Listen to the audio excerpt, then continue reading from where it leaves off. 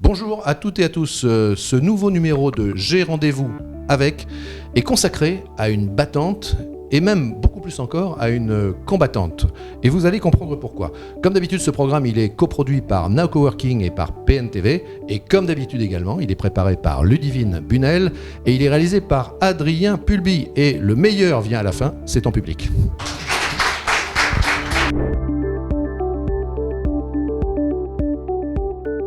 Alors, la battante et la combattante, la voici, c'est Isabelle Guillaumard, bonjour. Bonjour. Bonjour, bienvenue, merci d'avoir accepté, ce n'est pas qu'une formule, de vous prêter à cet échange. J'allais dire aux questions, non, ce ne sont pas des questions, c'est un échange. Dans ce cadre de la thématique de J'ai rendez-vous avec, la difficulté, l'obstacle, le rebond, comment on surmonte tout ça, comment on fait. Et alors, vous, j'ai l'impression qu'il y a de la matière. Alors on pourrait le dire, pardonnez la formule, mais vous avez été servi et je pense qu'on va beaucoup apprendre de vous. En quelques mots, vous êtes alors on va dire la patronne, la dirigeante, j'aime pas beaucoup le mot patronne, la dirigeante d'une entreprise que vous avez reprise. Ça s'appelle CCI Productions, c'est à Acquigny. Et en fait, votre métier, c'est simple. Peut-être moins simple que cela d'ailleurs dans les process, mais vous développez, vous fabriquez et vous conditionnez des parfums et des cosmétiques, et alors, excusez du peu, pour les plus grandes marques mondiales, c'est bien ça ? Oui, tout à fait. Alors les plus grandes marques mondiales, par exemple, lesquelles ? Mais ça va de Chanel à Shiseido, en passant par Cartier. Voilà, les plus grands noms sont chez nous, effectivement. Alors la combattante, il y a des dates dans son parcours. On pourrait en prendre d'autres, j'en ai retenu 3. J'ai retenu 2008, parce que vous rachetez le groupe CCI Productions en cette année-là. J'ai retenu également 2013, parce que là on passe de la battante à la combattante, parce que 2013, et vous acceptez d'en parler d'ailleurs, et je pense que c'est bien, et on en a besoin, vous acceptez de parler de cette maladie qu'on ose encore insuffisamment nommer, qui est le cancer. En ce qui vous concerne, c'est le cancer du sein. Et puis en 2017, l'aventure continue. Alors là, c'est l'aventure économique, c'est Osalis. Osalis, c'est une très belle marque que vous lancez, on en parlera tout à l'heure. 2 mots justement sur ce double vocable de battante et de combattante. Comment vous les recevez ? Et d'ailleurs, c'est vous qui les émettez, parce que souvent, quand on parle avec vous, j'ai vu des interviews, vous les utilisez, c'est très guerrier. Oui, je crois que j'ai une vision sans doute de la vie guerrière, une guerre que je mène à ma manière. C'est souvent très doux, d'ailleurs, mes guerres. Mais je suis surtout une femme engagée. Voilà, alors femme engagée, combattante, ça dépend des heures. On a pu vous voir récemment dans un épisode de Hashtag Femmes Entrepreneurs. C'est un format qui est développé par le réseau Femmes et Challenge, qui est produit par PNTV. Et on peut le retrouver d'ailleurs sur pntv.fr. Et moi, je n'ai pas participé à la production, je n'étais pas dans l'équipe qui venait vous filmer. J'ai regardé le programme après. Et très sincèrement, d'habitude, je ne mets pas beaucoup de moi dans les interviews, pas forcément, mais là, j'ai été très impressionné.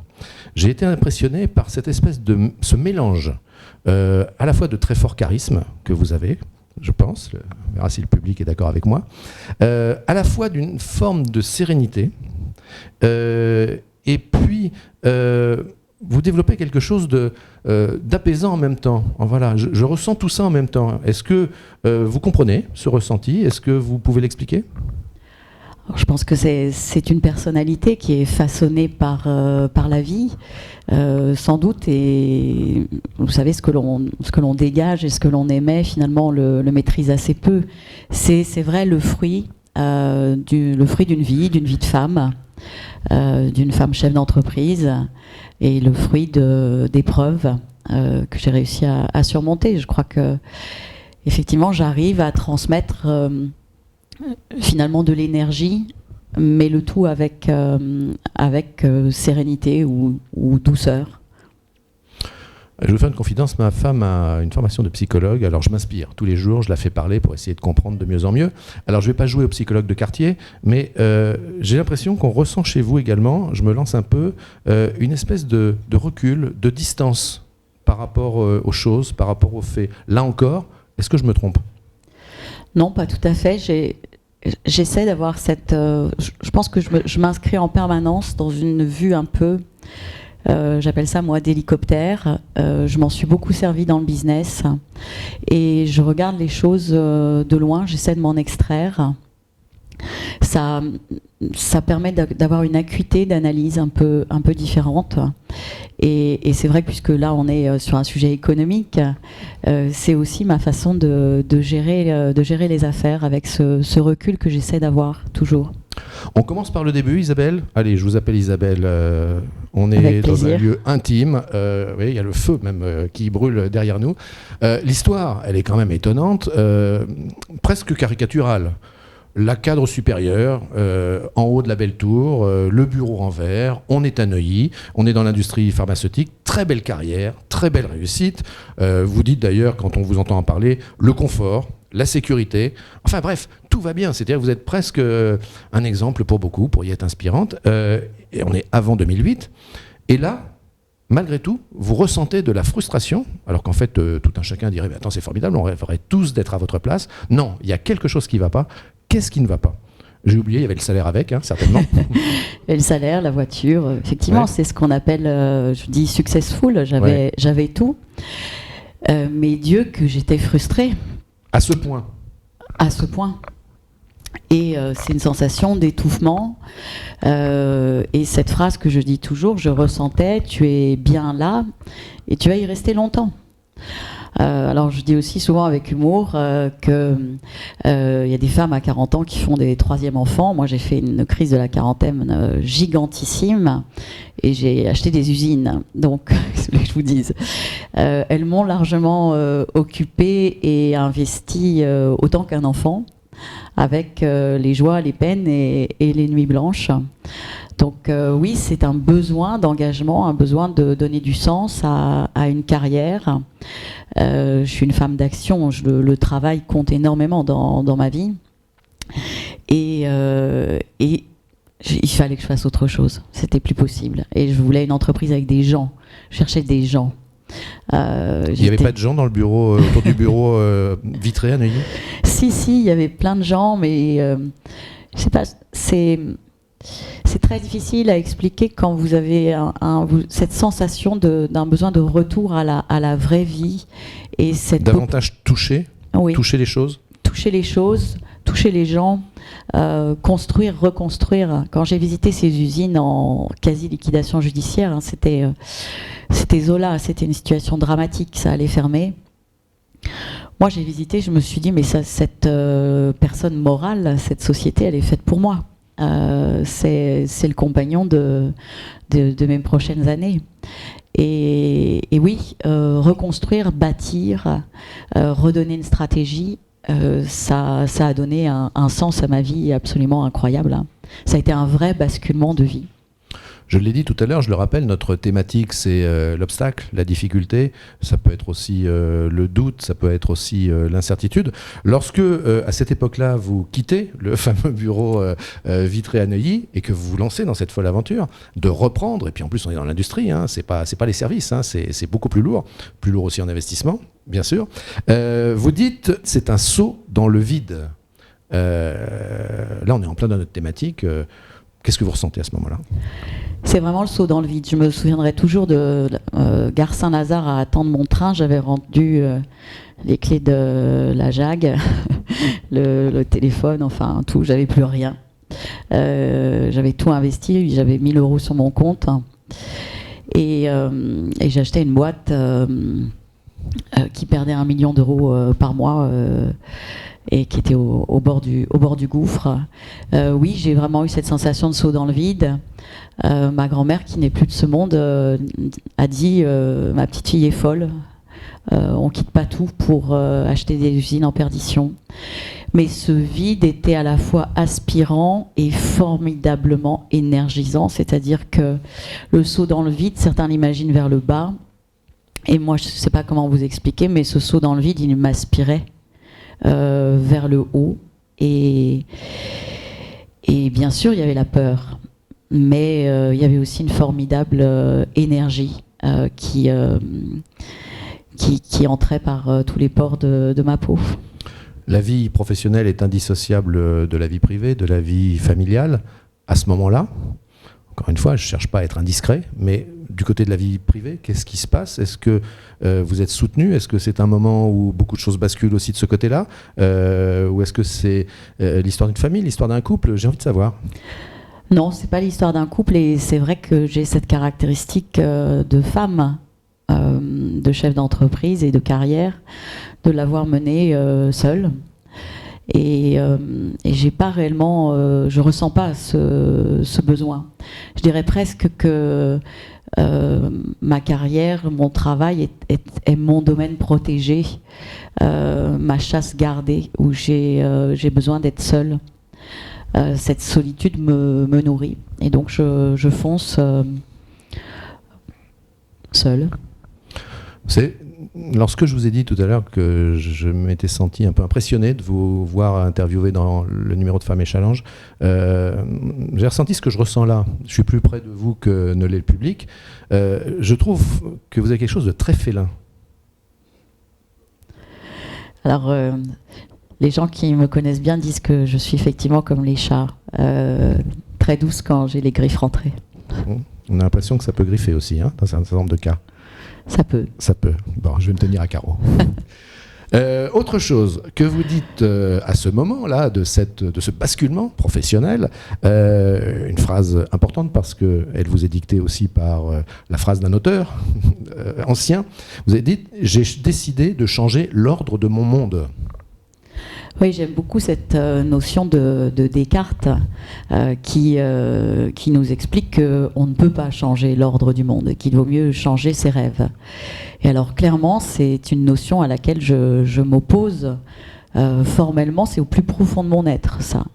Je ne supporte pas que l'on s'oppose à mes rêves. Et donc moi, j'ai décidé de changer l'ordre de mon monde, oui. Et lorsque j'ai démissionné, lorsque j'ai acheté ces usines, c'était bien l'ordre de mon monde que j'avais envie de créer. Et de créer un nouvel ordre pour ces usines. En vous écoutant, je réfléchissais et je me disais, là on repasse dans l'émission animalière, je pensais plus au tigre qu'au chat, finalement. Alors en fait, en combattante, je dis que je suis plutôt une lionne. Bon. Et j'ai un comportement de lionne. J'ai élevé mes filles comme ça d'ailleurs, avec une exception, en leur disant qu'effectivement les lionnes vont chasser, elles ramènent à manger et elles attendent que tout le monde ait mangé, surtout le lion. Et je leur ai toujours dit non, tu manges avant le lion. À cette époque, encore une fois, Neuilly, on est membre d'une organisation, on est dans une pyramide, hein, même si vous êtes plutôt vers le haut. Puis aujourd'hui, avec ce parcours dans l'entrepreneuriat industriel, en quoi diriez-vous que la dirigeante que vous êtes aujourd'hui est différente de celle que vous étiez aujourd'hui? Même si vous n'étiez pas la dirigeante ultime à l'époque, vous aviez un staff en dessous. En quoi elle a changé, cette dirigeante? Comment elle manage différemment aujourd'hui? Comment elle relationne professionnellement aujourd'hui, à l'aune aussi de l'expérience professionnelle qui a augmenté, et puis à l'aune aussi de l'expérience personnelle, et on va y venir. Mais pour l'instant, cette question-là. Alors, clairement, c'est une femme très, très différente. Lorsque je me suis engagée dans le rachat des usines, clairement, j'avais pas les épaules. Et lorsqu'on s'engage, lorsqu'on fait des sauts comme ça dans l'inconnu, on n'a pas les épaules encore. Et c'est bien, on se construit. Cette aventure entrepreneuriale, ces usines, je me suis construite avec mes usines, avec mes salariés. Et c'est au contact de la fragilité de l'industrie que je suis devenue la dirigeante d'aujourd'hui, au contact des difficultés. Lorsque j'ai perdu 60% de mon carnet de commandes après le krach boursier en 2008, c'était extrêmement difficile et je suis effectivement une dirigeante différente, une dirigeante d'industrie, je crois. J'étais une dirigeante une cadre supérieure dans la prestation intellectuelle. Je suis aujourd'hui une dirigeante d'industrie, un mini capitaine d'industrie. Ça change beaucoup les choses. Est-ce que vous diriez que vous êtes devenue plus humaine? Alors j'ai révélé mon humanité parce qu'en fait il en fallait de l'humanité pour ce projet. J'y suis pas allée pour l'argent. L'argent est venu après. Oui. Vous êtes plus au contact des vraies choses, des vrais gens que vous ne l'étiez avant. Oui, mais je pense qu'en fait cette expérience a révélé la femme que j'étais et le vrai style managérial que j'ai. Donc c'est à la fois un style très pragmatique, bien sûr, mais aussi empreint d'une grande humanité, oui. 3 dates, on l'a dit, 2008, on vient de tourner autour de cette date, 2013 et puis après 2017. 2013, ça bascule. J'ai pas envie, moi, de choisir les mots. Je vous laisse les choisir. C'est le basculement, je dis, dans la vie, il y a des basculements nécessaires. Alors, on en choisit beaucoup, et puis on en subit d'autres. Et 2013, c'est le diagnostic terrible, redoutable, cancer du sein, grade 3, agressif, métastasé. C'est le drame absolu. Et donc, c'est à nouveau un engagement fort à prendre, celui de s'engager dans un autre combat, de la survie, la bataille de la maladie, survivre. Et là, vous dites survivre, bien sûr pour vous, mais survivre aussi pour vos enfants, survivre aussi pour l'entreprise. Oui, c'est avant tout la survie pour les enfants, en fait. Et c'est vrai que à l'âge où j'ai été malade, les filles étaient trop petites. Et c'est cette sensation de dire c'est trop tôt, j'ai pas fini, elles sont pas prêtes. Et ça, c'est une douleur morale extrêmement particulière, associée à la douleur physique, bien sûr, mais la douleur morale était plus forte, celle de se dire j'ai pas fini mon travail de lionne, j'ai encore à transmettre. Alors la question qu'on se pose évidemment, c'est comment on fait, engagé dans ce combat. D'ailleurs, je ne sais pas si combat est le bon terme, parce qu'il m'est déjà arrivé en interview d'évoquer le parcours d'acteurs économiques confrontés à ce type de maladie. Et l'un d'entre eux m'a dit non, c'est pas un combat, on ne s'oppose pas à cette maladie, au contraire, on fait corps avec elle, on l'accueille, mais c'est peut-être un autre sujet. En tout cas, la question, vous pouvez en parler si vous voulez, mais en tout cas, la question qu'on se pose, c'est comment fait-elle, cette dirigeante, pour livrer ces deux combats ? Celui pour la survie de sa personne, de son corps, et puis celui pour la survie de l'entreprise. Je crois que c'est le même. Parce que le jour de l'annonce, je me souviens avoir dit mais non, ça n'est pas possible. J'ai pas dit c'est pas possible parce que j'ai une vie, j'ai dit parce que j'ai une entreprise. Et donc la femme et la chef d'entreprise ont fait corps. M'arrêter de travailler, c'était me condamner à mort. Et donc j'ai fait un corps à corps avec les traitements et la maladie. Et ce corps à corps, je l'ai fait en allant travailler et avec mon entreprise. Aujourd'hui ? Aujourd'hui, je suis en rémission. Donc, ça a ce côté particulier, le cancer, c'est qu'on survit maintenant grâce au progrès de la médecine, mais on est en rémission, ce qui est aussi une autre phase qui vous apprend aussi la résilience. Parce qu'il faut accepter de vivre. Un élément aussi, vous en parlez également, vous dites tout cela bien sûr questionne votre rapport à la féminité. Oui, alors c'est un ensemble de choses. C'est d'abord sauver sa boîte, sauver sa peau. J'oublie l'étape où mes associés font visiter l'usine à des Chinois quand je suis en chimio. Donc il y a un ensemble de choses évidemment. Et la féminité, elle est détruite aussi. Donc, c'est un combat qui est multiple, qui est pour survivre, pour sauver la boîte et pour sauver sa féminité, ou en tout cas assumer celle que l'on a en face le miroir. Le cancer du sein a ça de particulier, c'est qu'il détruit la féminité, c'est une destruction totale. Et donc, c'est l'association d'une douleur morale et d'une douleur physique intense. Le fait que vous partagiez tout cela avec nous, on le conçoit tous, c'est pas évident. Bien des personnes ne feraient pas ce chemin de l'oralité pour parler d'elle et pour parler de la maladie. Quand vous en parlez, là, vous c'est dans le thème aussi de notre propos, vous réussissez bien à surmonter la difficulté justement à le faire.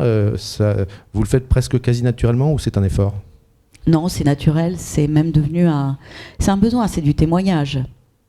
Je suis une femme engagée. Cette expérience a donné naissance à un livre. Ce livre, le titre, il est tout simple. Ce livre, c'est Combattante. Allez, on enchaîne sur le livre. Et on enchaîne sur le fait que quand vous survivez à des événements de vie comme ça, il y a deux solutions. Il y a des gens qui vont élever des chefs dans le Larzac. Moi, je suis une femme d'action. C'est l'action qui me permet de vivre et qui donne du sens à ma vie. Et donc le témoignage, c'est ouvrir la voie pour celles qui n'ont pas la possibilité de s'exprimer. Et je crois qu'il y a besoin de faire entendre la voix des femmes, la voix des femmes qui survivent. Et c'est le sens de mon engagement, y compris politiquement, quand je vais au Sénat et que je suis auditionnée par le groupe d'études du cancer. C'est faire entendre la voix des malades, la voix des femmes, pour faire avancer les choses. Vous livrez votre vie, c'est un témoignage à nu, combattante, mais c'est comme je le fais là. Vous me dites, vous racontez tout ça naturellement, oui. C'est un témoignage à nu, c'est une mise à nu, mais qui donne du sens à quelque chose qui n'en a pas. La maladie n'a pas de sens, elle frappe à l'aveugle. Chaque jour, c'est 1000 personnes qui apprennent qu'elles ont un cancer. Chaque jour en France. Parmi elles, 400 travaillent. Donc, et il y a une grande proportion de femmes. On paye un lourd tribut. C'est 2 millions de femmes dans le monde pour le cancer du sein. Donc oui, c'est donner du sens, une fois de plus, à des événements de vie. Je crois que c'est ça, en fait, qui me résume bien. C'est que j'ai un formidable besoin de sens, que ce soit dans le travail, dans ma vie personnelle. Et si ça n'a pas de sens, je vais faire en sorte de construire et de façonner, de changer l'ordre de ce monde et de lui donner du sens. Et un grand besoin de liberté aussi. On n'avait pas prononcé le mot jusqu'à présent. J'ajoute. Oui, alors la liberté, c'est le côté lionne, hein, effectivement. J'ai besoin de cette liberté. Et c'est une liberté de ton, surtout, que j'ai maintenant, de surcroît plus encore avec la maladie, où je brise les tabous. Et j'aime cette liberté de ton. Je suis un petit peu disruptive, même parfois, et y compris dans la façon de gérer mes affaires et de gérer mon entreprise dans toutes mes actions. C'est une liberté d'esprit surtout. Je vous demande un effort de synthèse ultime. Que diriez-vous pour la partie maladie qui a été le plus difficile à surmonter? Et de l'autre côté, du côté de la vie en entreprise, de la vie économique, que diriez-vous qui a été le plus difficile à surmonter jusqu'à présent? En étant très synthétique parce que le temps file. Je crois que l'entreprise, le plus compliqué, c'est de mobiliser des salariés autour d'une reprise d'entreprise. Oui, ça c'est compliqué. La mobilisation des ressources humaines est importante et donner du sens au travail, aux plus fragiles, ça c'est quelque chose de compliqué. Pour la maladie, ce qui est difficile, c'est gérer la douleur, hein. Cette association de douleur morale et physique, ça c'est très, très complexe. Je crois que la clé, c'est la résilience. Alors là aussi, je déteste Nietzsche, hein. Ce qui nous tue pas nous rend plus forts, c'est pas moi. Pas du tout. Et au contraire, la résilience, c'est ne pas oublier, c'est transformer. Et j'aime bien cette notion de résilience qui s'applique finalement aussi bien en entreprise que dans la vie privée. Réussir à rentrer en résilience permanente, c'est sûrement la clé d'un épanouissement. En tout cas, c'est la clé du mien. Aujourd'hui, vous vous sentez plus forte? Non, absolument pas. Ou plus préparée à un certain nombre de choses, ou à un certain nombre de combats, ou à un certain nombre de difficultés? Non, je sais que je ne suis pas plus forte. J'ai cette capacité à accepter, à intégrer l'échec, la difficulté, à en souffrir, comme tout le monde. Aussi, oui. À intégrer la souffrance, mais j'ai cette capacité à la transformer. Et ça, je pense que c'est devenu ma grande force. C'est transformer l'épreuve, transformer la difficulté, saisir l'opportunité, la moindre brèche, si petite soit-elle. J'arrive à l'exploiter. 2017, troisième date pour terminer, Ozalis, O-Z-A-L-Y. C'est une marque créée par des femmes, pour des femmes, marque de dermocosmétiques, qui sont touchées par le cancer. Quelques mots sur cette belle histoire. Ozalis, c'est finalement l'ultime résilience avec la conjonction de mes deux parcours, 20 ans de background dans l'industrie pharma et 10 ans dans une usine de cosmétiques. Et Ozalis, je dis toujours qu'après cette maladie, je ne pouvais plus faire des crèmes pour les femmes qui se demandent combien elles auront de rides dans 10 ans. Et j'avais envie de faire des crèmes pour celles qui se demandent si elles auront la chance d'avoir des rides dans 10 ans. Et le sens d'Ozalis, c'est partout dans le monde aider les femmes à se relever et à redevenir des femmes et à retrouver confort, réconfort et réassurance. Juste avant de sacrifier à la tradition de ce programme, c'est-à-dire vous questionner sur 2 dernières ultimes questions. Là encore, ultime effort de synthèse, quel message la Lyonne souhaite nous envoyer pour terminer? Bien, je crois que la steppe est vaste et très longue, hein, et souvent il n'y a pas de point d'eau, donc c'est compliqué. Et je crois qu'il faut apprendre à marcher sans boire, à surmonter. Et finalement, il y a toujours un oasis qui arrive quelque part. Alors il faut tenir, mais il faut savoir le repérer aussi, repérer ces occasions de vie, de rencontres, ces moments qui font que la vie peut changer. Et il faut saisir cet instant-là, s'en emparer et le développer. Merci Isabelle Guillaumard. Donc encore une fois, la tradition, on y vient, c'est justement de nous dire quelle personne vous verriez à votre place prochainement, que nous pourrions convier pour un échange de ce type. Alors, je suis une femme engagée donc, pour les femmes et pour la cause des femmes, donc je vous donnerai une femme.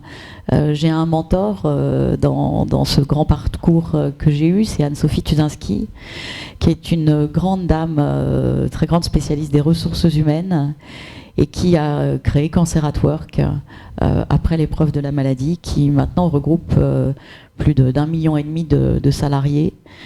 C'est quelqu'un d'assez étonnant. Qui parle très bien des notions de résilience et d'humanité, de fragilité, et comment en faire des forces. Je vous la recommande chaleureusement. Nous avons noté, et pour finir, vous regardez cette caméra qui est la vôtre, et je vous propose de poser une question au prochain invité. Ça sera David Bobet, metteur en scène, scénographe, réalisateur, scénariste français et directeur du Centre dramatique national de Normandie-Rouen. Quelle question vous pourriez lui poser pour la prochaine fois? On lui passera. Alors l'art, quoi de plus difficile que de partager l'art finalement avec le plus grand nombre, et quelle angoisse doit être la vôtre à chaque première pour vous dire est-ce que les gens vont aimer, et comment vous réussissez à surmonter cette angoisse et parfois l'échec quand les gens n'aiment pas ou pas assez. Merci beaucoup Isabelle Guillaumard. Voilà, j'espère vraiment que tous ceux qui nous regarderont prendront plaisir et puis s'inspireront aussi, parce qu'encore une fois vos témoignages ont vocation à inspirer nombre d'entre nous, et merci de le faire, et merci au public qui était là et qui participe. Merci. Voilà, à bientôt pour dans un mois, hein, la fréquence est mensuelle, à bientôt pour un prochain. J'ai rendez-vous avec Now Coworking PNTV. Ciao.